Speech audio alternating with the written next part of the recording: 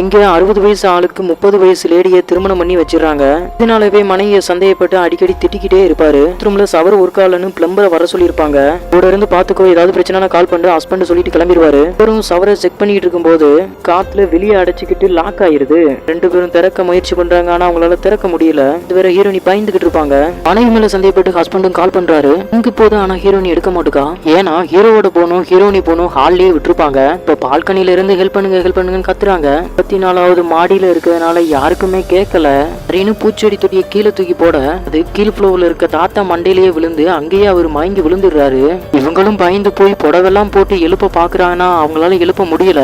இந்த பயத்திலேயே வீட்டுல இருக்க சரக்கு 2 பேரும் மாத்தி மாத்தி குடிக்க ஆரம்பிக்க இந்த சுஜித்தும் இந்த வயசானவரை ஏன் கட்டிக்கிட்டீங்கன்னு கேக்குறான். ஒருத்தனை உயிருக்கு உயிரா காதலிச்சேன், ஆனா அவன் ரீசனே இல்லாம என்ன கழட்டி விட்டு போயிட்டான். அப்படியாம நான் கஷ்டப்பட்டு இருக்கிறத பார்த்த என் பேரண்ட்ஸ் இவரை எனக்கு கட்டி வச்சுட்டாங்க.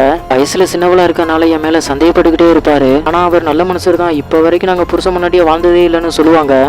எனக்கும் ஒரு லவ்வர் இருந்தா நான் வீட்டுல ஃபோர்ஸ் பண்ணி வேற ஒருத்தனுக்கு அவளை கல்யாணம் பண்ணி வச்சுட்டாங்க. இப்ப அவங்க ஹஸ்பண்ட் கூட வாழை பிடிக்காம கஷ்டப்பட்டு இருக்கான்னு சொல்றான். தாத்தா மயக்கத்துல இருந்து எழுந்து தலையில பூச்செடியை போட்டேன்னு ஹீரோனியோட வீட்டு கதவை தட்டிக்கிட்டு இருக்காரு. ஹீரோனியும் நாங்க உள்ள மாட்டிக்கிட்டு இருக்கோம், எங்களை காப்பாத்துங்கன்னு கத்துறா. கேட்கவே இல்ல. ஜூத்து உங்க கணவரோட மனசு விட்டு பேசுங்க, எல்லாம் சரியாயினும்னு சொல்றாரு. ஒரு பக்கம் ஹீரோனியும் நீங்களும் உங்க எக்ஸ்லவர்கிட்ட பேசி பாருங்க அப்படின்னு சொல்லுவா. அப்பன்னு பார்த்து திடீர்னு காத்தடிச்சு லாக்கா இருந்த டோர் அன்லாக் ஆயிர. ஒரு பக்கம் ஹஸ்பண்டால வேலையே செய்ய முடியாம மனைவி மேல சந்தையை முத்தி போய் அவளை செக் பண்றதுக்கு வீட்டுக்கே வந்துற.